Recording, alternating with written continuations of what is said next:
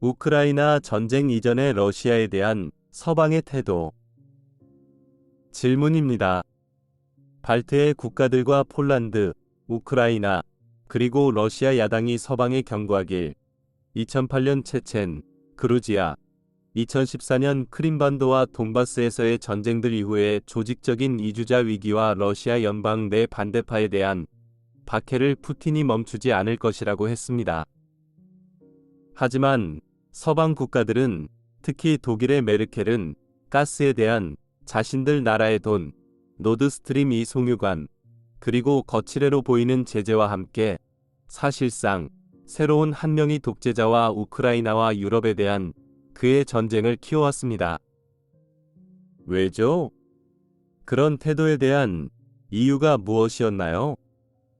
이런 프로젝트를 가지고 푸틴을 경제적으로 엮는 것이 서방 지도자들의 애고 환영일까요? 아니면 그것이 단지 상업적인 탐욕일까요? 아니면 두려움 때문에 대립을 피하는 것일까요? 아니면 푸틴에 대한 그 나라들의 심리적인 문맹 때문이었을까요? 아니면 어둠의 세력들의 영향 때문이었을까요?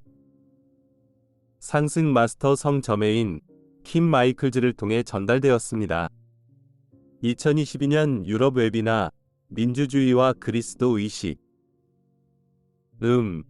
나는 내 최근 담화에서 이미 이것에 대해 길게 언급했습니다.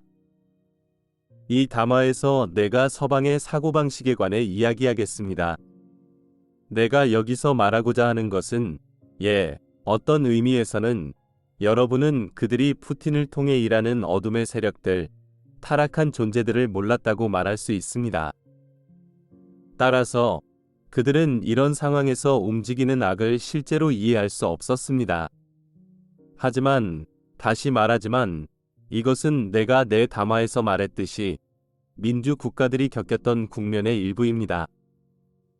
여러분은 그리스도의 분별력 측면에서 부족한 것은 악에 대한 깊은 이해력과 악에 대한 원인이라고 말할 수도 있습니다. 물론 그것은 주로 많은 서구 국가와 그 나라들의 사고방식을 지배하는 과학적 물질주의적인 사고방식 때문은 아닙니다. 그들은 사람들의 마음을 사로잡을 수 있는 악의 세력들 관점에서 생각하지 못할 것입니다. 다시 말하지만 그것이 실수였다고 말할 수 있나요? 하지만 내가 내 담화에서 말했듯이 만일 여러분이 상승 마스터의 관점에서 본다면 우리가 그런 식으로 생각하지 않고 우리는 단순히 이것이 그 당시에 주어진 의식 상태였다고 말할 수 있습니다. 말하자면 거품이 꺼진 지금, 우리는 민주주의 국가들이 앞으로 나아가고 세계가 나아가도록 움직이기 위해 무엇을 할 수 있는지에 초점을 맞출 필요가 있습니다. 나는 발트해 국가들과 러시아 야당들 사이에서 푸틴의 의도를 분명히 본 사람들이 있었다는 것을 충분히 이해한다고 말할 것입니다. 그리고 여러분은 항상 뒤돌아보고 그들이 분명히 옳았다고 말할 수 있습니다.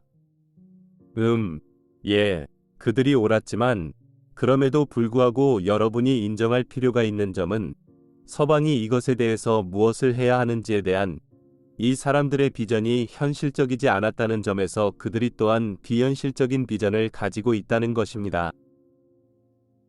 만일 여러분이 그 상황을 살펴보면 서방이 무엇을 할 수 있었을까요? 서방이 무엇을 할 수 있었을까요? 그들은 푸틴을 암살하려고 시도했을 수도 있고 잠재적으로 핵 대결의 위험을 무릅쓰고 러시아와 전면전을 벌였을 수도 있습니다. 하지만 서방이 이것을 하도록 러시아 사람들이 반대하기를 기대하는 것은 현실적이지도 않고 발트해 국가들에 있는 사람들이 서방이 이것을 하기를 기대하는 것도 현실적이지도 않습니다. 내가 말했듯이 러시아가 국가로 발전하기를 바라고 그들에게 이것을 할 수 있는 시간을 주려는 내가 언급했던 그 사고방식으로 볼 때 그것은 단지 현실적이지 않습니다.